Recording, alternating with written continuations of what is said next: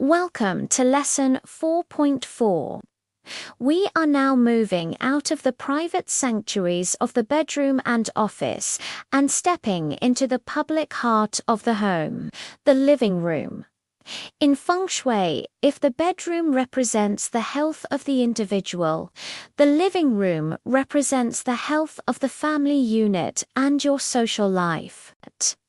This is the space where the family gathers to connect and where you welcome guests from the outside world. Therefore, the energy here needs to be warm, inviting, and conducive to conversation. A living room with bad feng shui creates a family that feels disconnected, where everyone retreats to their own rooms and ignores each other. A living room with good feng shui acts like a magnet, naturally drawing people together to share their day. Today, we are going to learn how to arrange this space to maximize harmony and social connection. The first thing we must look at is the layout of the furniture. The biggest mistake people make is pushing all the furniture up against the walls, creating a giant empty dance floor in the middle of the room. While this makes the room look bigger, it kills the intimacy.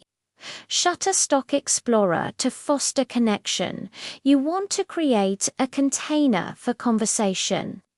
Ideally, we want to arrange the seating in a U-shape or an octagon, mimicking the bagua itself. Think of the furniture as a pair of arms opening up to embrace anyone who enters. You want a main sofa with a solid wall behind it, and then 2 chairs or love seats on the sides, facing inward. This U-shape encourages eye contact.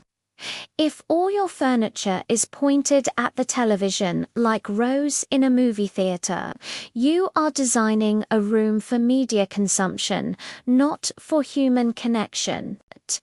You are telling the energy that the TV is the most important member of the family. Speaking of the main sofa, its placement is just as critical as the bed. The main sofa should be in the command position. You want to sit there and be able to see the main entry to the room.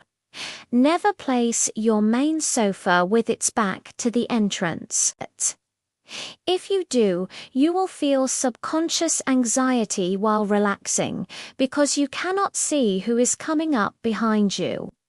If your open concept floor plan forces you to float the sofa in the middle of the room, you must create a faux wall behind it.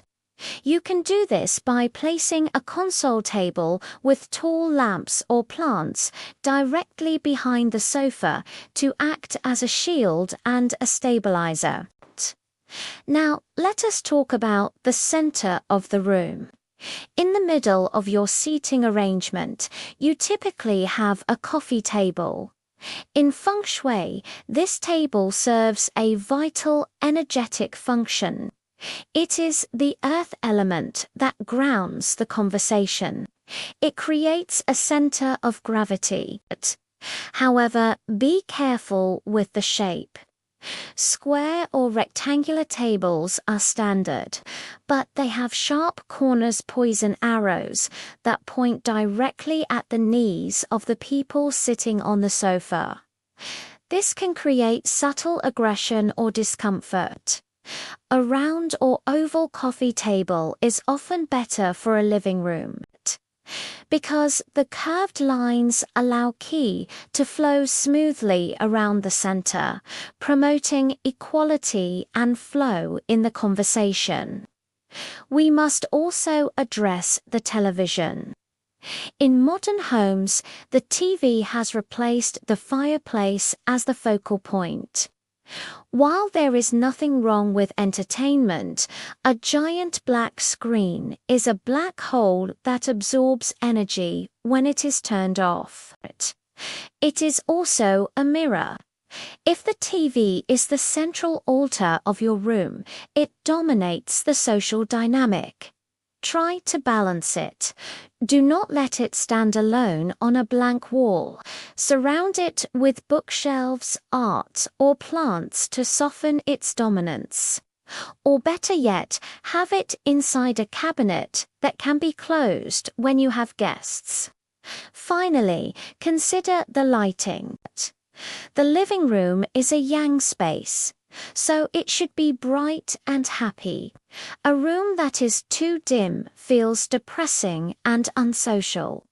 Ensure you have layers of light overhead lights for brightness, and floor lamps in the corners to lift the key. Dark corners in a living room represent neglected areas of your social circle. By illuminating the corners, you energize your potential for helpful people and friends to enter your life. As you look at your living room today, ask yourself, does this room say, come in and stay a while, or does it say, watch TV and leave? The arrangement of your chairs dictates the quality of your relationships. In our next lesson, we will head to the source of nourishment and wealth, the kitchen.